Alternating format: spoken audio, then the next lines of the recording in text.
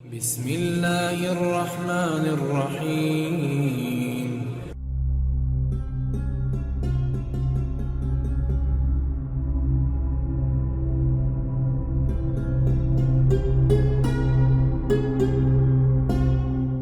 بابا جی کہہ رہے تھے، اسرائیل سے لاکھ نفرت کے باوجود میں ان کی ہمت کی داد دیتا ہوں، جو چاروں اطراف سے اسلامی ممالک میں گھرا ہونے کے باوجود نہ صرف خود محفوظ ہے بلکہ اسلامی دنیا کے سینے میں خنجر کی مانند گھستا چلا جا رہا ہے۔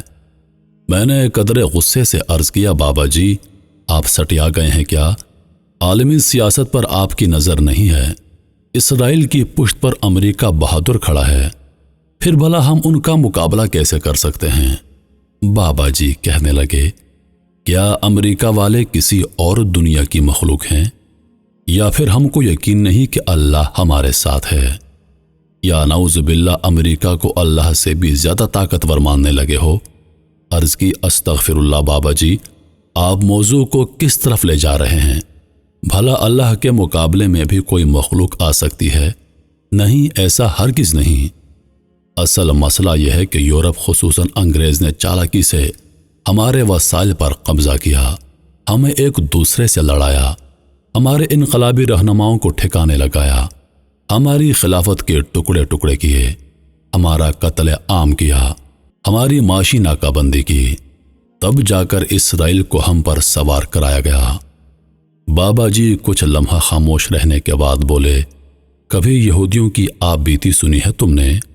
لاپرواہی سے جواب دیا، پھاڑ میں جائیں یہودی اور ان کی تاریخ، ہمیں کیا پاگل کتے نے کاٹا ہے جو یہودیوں کی تاریخ پر وقت ضائع کریں؟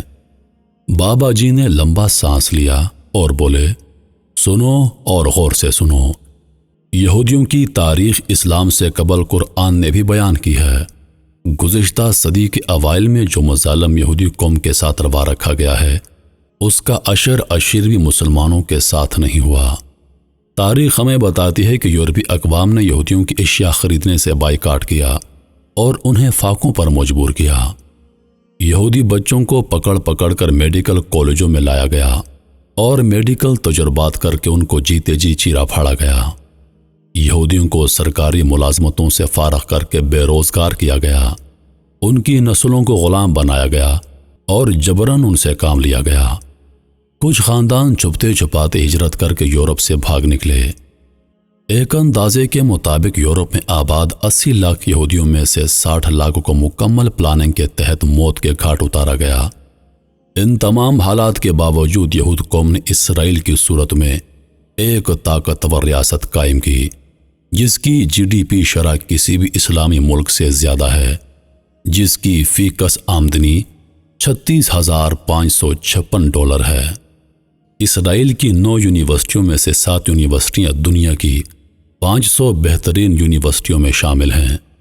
فی کس آبادی کے اعتبار سے اسرائیل میں سب سے زیادہ سائنسی مقالے چھپتے ہیں۔ کھارے پانی کو میٹھا بنانے کا سب سے بڑا پلانٹ اسرائیل میں ہے۔ سن 2000 کے شروع سے ہی سٹیم سیل پر فی کس تحقیقاتی مقالہ جات کی مقدار میں اسرائیل دنیا بھر میں سب سے آگے ہے۔ ریاضی، طبیعیات، کیمیا، کمپیوٹر سائنسز اور معاشیات میں اسرائیلی یونیورسٹیاں دنیا کی 100 بہترین جامعات میں شامل ہیں۔ اسرائیل میں برقی کاروں کی چارجنگ اور بیٹریوں کی تبدیلی کا ملک گیر نظام موجود ہے۔ اس سے اسرائیل کو تیل پر انحصار کم کرنے میں سہولت ملی ہے۔ اسرائیلی خلائی ادارہ اسرائیل پر بھی ہونے والے خلائی تحقیقی پروگراموں کی نگرانی کرتا ہے، جس میں سائنسی اور تجارتی دونوں طرح کے پروگرام شامل ہیں۔ اسرائیل ان 9 ممالک میں شامل ہے جو اپنے مصنوعی سیارے بنانے اور اسے خلا میں بھیجنے کی صلاحیت رکھتے ہیں۔ اقوام متحدہ کے مطابق اسرائیل میں شرح خواندگی 97% سے زیادہ ہے۔ اسرائیل کے پاس دنیا کے خطرناک ترین ہتھیار موجود ہیں۔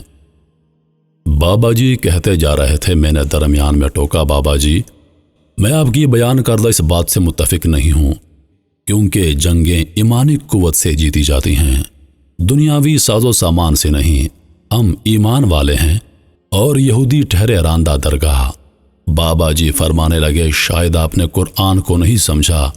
قرآن بیان کرتا ہے، یعنی تم اللہ کی دی ہوئی قابلیت اور صلاحیت کے مطابق ان کے مقابلے کے لیے ہر دم میدان میں تیار رہو۔ میں مانتا ہوں کہ ہماری ایمانی قوت کے سامنے ان کا طاغوتی عقیدہ کسی کام کا نہیں، لیکن باقی دنیا کے ہر اس میدان میں وہ ہم سے آگے نکل گئے ہیں جن میں آگے نکلنے کی صلاحیت ہمیں بھی اللہ پاک نے دی تھی، لیکن ہم نے اس قابلیت کو فضول کاموں اور ایک دوسرے کو زیر کرنے میں ضائع کر دیا۔ یاد رکھنا، جب تک ہم ان کافروں کا مقابلہ تعلیم کے میدان میں تعلیم سے، سائنس و طب کے مقابلے میں سائنس و طب سے، ٹیکنالوجی کے مقابلے میں ٹیکنالوجی سے، اسلحہ سازی کے مقابلے میں اسلحہ سازی سے، فوجی طاقت کا مقابلہ فوجی طاقت سے نہیں کریں گے، تب تک ہماری ایمانی قوت کا پوری طرح اظہار نہیں ہوگا۔